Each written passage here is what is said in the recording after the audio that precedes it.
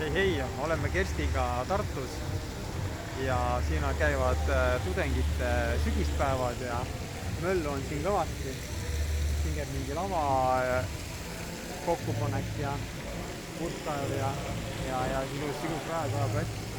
Aga mis me siin teeme tudengite kevadpäevadele, me ei tulnud, need ajad on möödas. Nendel päevadel on käidud küll juba. See tähendab sügispäevad on mitte kevadpäevad.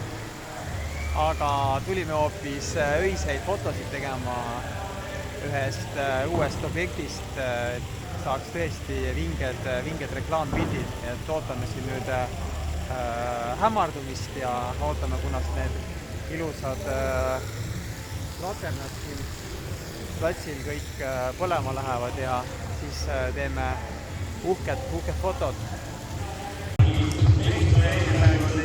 Üritan nüüd teha siin sinise tunni pilte ilusaid ja siin ümberringi käib selline möll, et selja taga käib... See saa näidata,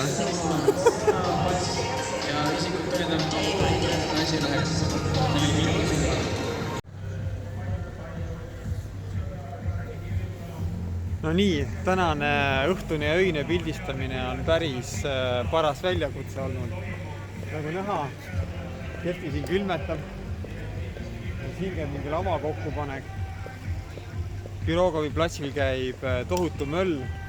Ja et siin nüüd seda hoonet peale saada niimoodi, et rattureid ei tuleks, et autosid ei sõidaks ja võimalikult vähe inimesi oleks, et see on puht võimatu, aga ütleme nii, et ma arvan, et sai need õiged kaadrid kätte ja eks panen pildid video juurde võib-olla ülesse või netist näed, et ma arvan, et pildid tulid super.